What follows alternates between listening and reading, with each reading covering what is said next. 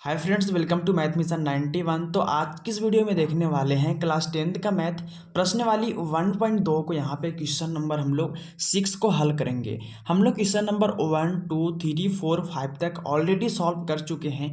आज हम लोग क्वेश्चन नंबर 6 को हल करेंगे। जो क्वेश्चन आपको दिया गया है कि व्याख्या कीजिए कि 7 गुने 11 गुने 13 प्लस 13 और 7 गुने 6 गुने 5 गुने 4 गुने 3 गुने 2 गुने 1 प्लस 5 भाज्य संख्या क्यों है। इस क्वेश्चन को हम लोग बहुत ही आसान तरीका से हल करेंगे और बहुत ही अच्छे तरीका से समझेंगे। तो वीडियो को अंत तक देख के जाना। और ये क्वेश्चन आपके एग्जाम के लिए बहुत ही इंपॉर्टेंट है। तो यहाँ पे हम इसको बहुत ही आसान तरीका से समझने वाले हैं। तो यहाँ पे इसको हम लोग हल करेंगे।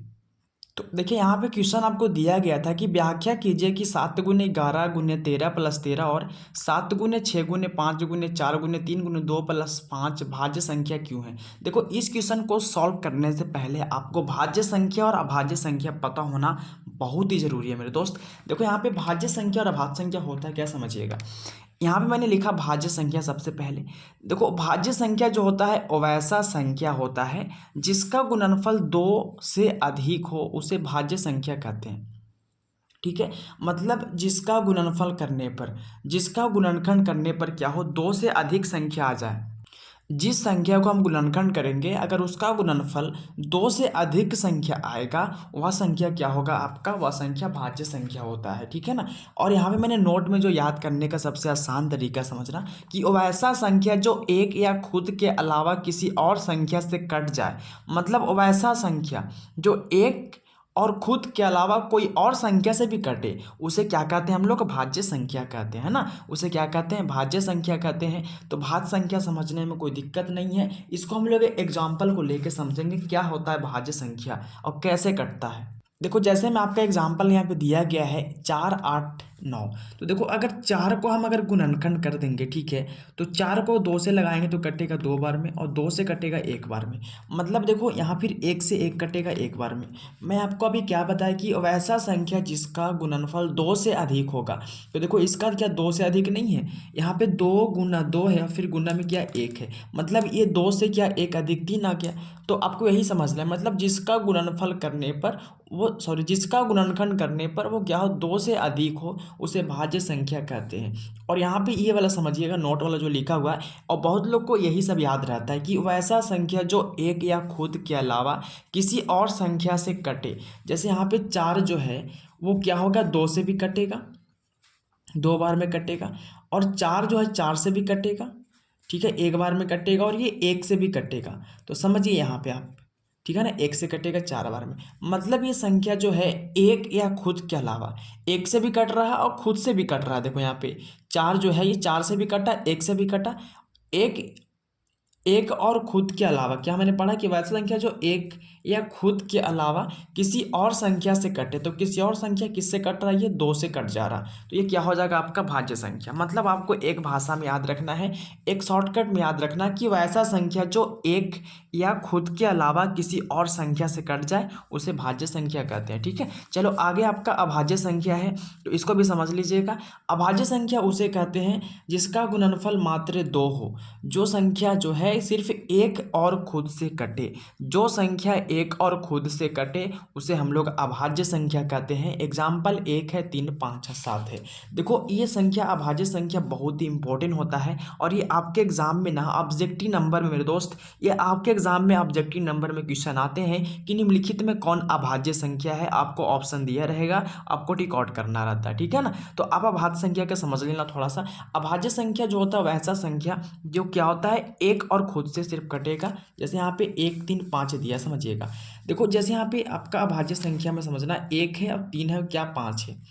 1 जो है ये खुद से कटेगा और 1 से कटेगा। ठीक है, तो क्या हो गया, मतलब जो एक और खुद से कटे। चलो, 3 भी क्या है, 3 आपको 3 से ही कटेगा और ये मात्र 1 से कटेगा। बाकी कोई संख्या से कटने वाला क्या है, नहीं है। ठीक है, तो आपको यही समझना, जो 1 से कटे और खुद से कटे। ठीक है, जो संख्या एक और खुद से कटे उसे हम लोग क्या कहते हैं, अभाज्य संख्या कहते हैं। तो अब हम लोग क्वेश्चन की बात करेंगे। हम लोग बेसिकली यहाँ तक जो बेसिक्स था हम लोग समझ लिए कैसे क्या होता है। तो क्या अगर आपको भी अच्छे तरीके से समझना है तो वीडियो को अंत तक देख के जाइएगा। आपको बेसिकली बहुत ही आसान तरीका समझ में आ जाएगा। तो यहाँ पे क्वेश्चन आपको दिया गया था कि व्याख्या करना है इसको कि क्या भाज्य संख्या क्यों है, समझना। तो यहाँ पे देखो सबसे पहले दिया उसको लिख लो, क्या दिया है, तो 7 गुना 11 गुना 13 प्लस क्या दिया है 13। और यहाँ पे दिया है आपको और में करके दिया है, और में दिया है 7 गुना 6 गुना 5 गुना 4 गुना 3 गुना 2 गुना 1 और प्लस में दिया है 5। ठीक है, ये दिया गया था। देखो यहाँ से हम ऐसा करेंगे कि इसमें भी 13 है, इसमें भी 13 है, तो अगर हम 13 कॉमा ले लेंगे तो क्या अच्छा रहेगा ना। तो हम यहाँ पे क्या करेंगे, 13 को कॉमा लेंगे मेरे दोस्त, तो क्या बचेगा 7 गुना 11 बचेगा। अभी 13 बाहर आ गया तो क्या बचा, 1 बचा, प्लस ये 13 बाहर आ गया तो क्या बचा, 1 बचा। ठीक है ना, क्योंकि किसी भी संख्या में एक छिपा हुआ रहता है। चलो और यहाँ पे लिख देंगे। फिर यहाँ पे देखिएगा, यहाँ पे 7 गुना 6 गुना 5 है और प्लस में 5 है, तो हम क्या करेंगे 5 को कॉमा ले लेंगे। तो 5 यहाँ पे कॉमा लेंगे तो क्या बचेगा, 7 बचेगा, 6 बचेगा और कुछ नहीं। अगर कॉमा गया 5 तो 5 एकम 5। कॉमा के मतलब होता है ना कि उसको भाग देना। जैसे 13 में 13 से भाग देंगे तो एक बार में कटेगा, 13 में 13 से भाग देंगे तो एक बार में कटेगा। 5 कॉमा लिए मतलब 5 से हम इस 5 में भाग दे रहे हैं तो एक बार में कट जाएगा। यहाँ पे 1 हो जाएगा, फिर क्या 4 का 4 रहेगा, 3 रहेगा, 2 रहेगा और क्या है यहाँ पे 1 रहेगा। और प्लस में 5 था तो 5 आ गया बाहर, तो बचा क्या, प्लस का 1 बच गया। ठीक है ना, क्योंकि उसमें एक छिपा हुआ रहता है। किसी भी संख्या में 1 से गुना करने पर वही संख्या हो जाता है। ठीक है, जैसे यहाँ पे समझना। अब देखो 13 का 13 हो जाएगा, यहाँ पे इसको थोड़ा गुना कर लो तो 11 7 77, और 77 में 1 से गुना करेंगे 77 ही रहेगा, प्लस में क्या आपका 1 है। और समझिएगा, और यहाँ पे दिया है 5 गुना, यहाँ पे समझिएगा, देखो 7 छक 42 होगा, और 42 में हम यहाँ पे करेंगे, यहाँ पे देखो 3 दूना 6, 6 चौका का 24, 24 छक कितना होगा आपका, तो 24 में 6 से गुना कर लो, 6 चौका का 24 का 4 होगा, 4 दिया 12, 2 14 होगा। 144 में 7 से गुना करेंगे तो 7 चौका 28 का 8, 7 चौका 28 और 2 30 हो जाएगा, और 7 एकम 7 और 3 10, मतलब कितना होगा 1000। यहाँ पे आपका 8 हो जाएगा, और प्लस में क्या आपका 1 है तो प्लस में 1 भी लिख दीजिएगा। ठीक है ना, यहाँ तक समझने में कोई दिक्कत नहीं है। चलो यहाँ पे 13 का 13 होगा, अब इसको ऐड कर दो तो क्या होगा 77 1 78। चलो यहाँ तक हो गया, और यहाँ पे दिया क्या है आपको, तो और का और लिख देंगे। यहाँ पे 5 होगा, अब इसको ऐड करेंगे तो क्या होगा 1000, क्या हो जाएगा 9 हो जाएगा। देखिए यहाँ पे हमको क्या पढ़ना है कि भाज्य संख्या आखिर है तो क्यों है। तो हमने भाज्य संख्या किसे बोलते हैं कि वो ऐसा संख्या जो एक और खुद के अलावा किसी और संख्या से कट सके, उसे भाज्य संख्या कहते हैं। या फिर वैसा संख्या जो जिसका गुणनफल क्या हो, 2 से अधिक हो।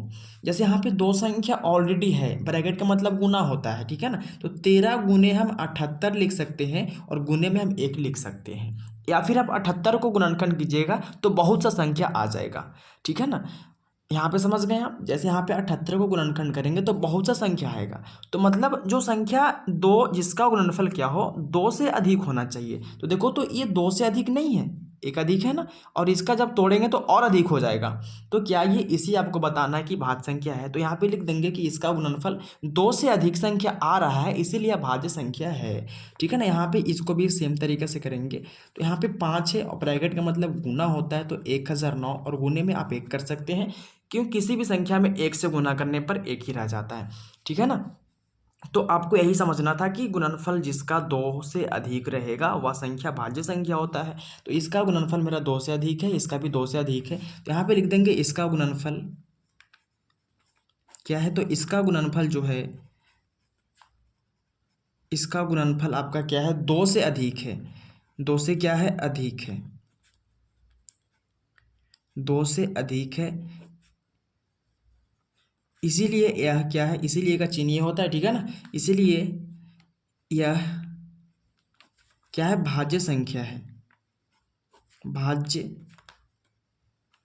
संख्या है। ठीक है, यहाँ तक आप समझ गए।